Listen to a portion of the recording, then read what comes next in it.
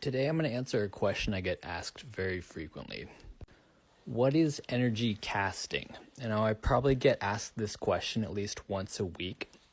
Now, there's really no way I can show you what it looks like on video without an animation, but I'll describe how it works. So we see here in this video, we have telekinesis and we're spinning the little wheel. In addition to the wheel spinning, there's actually a type of energy emitted from the hand, and it's a type of visualization. It's also an electrical radiation that's called chi or mana. So psychic range casting is very long distance. It can be short distance as well, but usually when we're practicing it, we're trying to get a beam of light that's going to go, maybe 500 feet, maybe 1,000 feet, or depending on the type of medium that we're working, such as aerokinesis, or when we're doing cloud psychics, like trying to gather a cloud storm, we're maybe covering a distance of 10,000 feet. So where does the energy come from? Well, it comes from the brain, and there's also two spots. The left and the right kidney can be charged to hold different types of stone energies. So stone energy properties are very important. No two are the same. The faceting shape can actually change the velocity and frequency of the type of beam that you're using. And so we go back to look at what elements we're using. So here you see in the video I have three different ones. I have the selenite, it's the white crystal.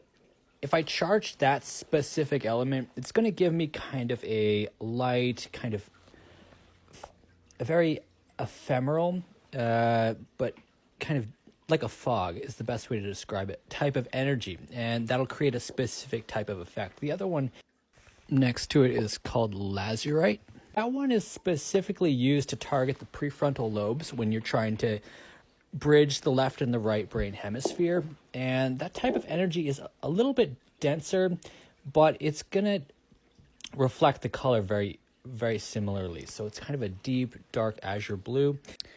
And again, I'm describing the casting beam. So if you're casting with selenite, it's going to be a bright white color. If you're casting with lazurite, it's going to be a dark, deep blue color. And then lastly, we have the angel anhydrite, and this is kind of a light turquoise 5th and 6th activating stone. It gives you a very light blue casting energy, and it peaks a little bit darker when you use it, even though the stone color is a nice light blue. The beam energy that comes out of it kind of has a deep blue core to it when you use the energy. And this one here is actually one of my favorites. It's called dumortierite, and it's a synthesis stone that you can use specifically for plant energies. And this one has been used probably for thousands of years or longer, and its main function is actually activating the telekinetic brain centers. So when you go to use this specific element, it has a very high density comparable to, say, amethyst, where I could pass chakra, chi, or mana energy directly through the amethyst. The dumortierite actually has a lot of resistance, a really strong electrical resistance is the best way to describe it. And so when you're casting with it, the color is not actually blue.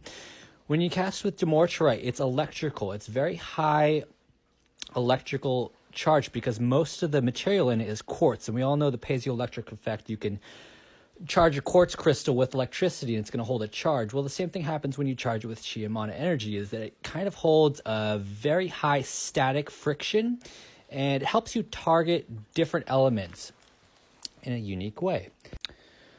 So there's a lot of different techniques to use a stone for casting, and you really need to work with each of the elements individually for quite a bit of time. But the best way I've found to activate a stone's crystal energy is to set it at a distance and use your hand, but use your mental hand to kind of grab into the center of the crystal, as if you were kind of picking it up with your brain. And you want to hold that position so that the psychic brain centers in your mind can send energy to the crystal, and then you can learn about the crystals effect as the energy is charging to it.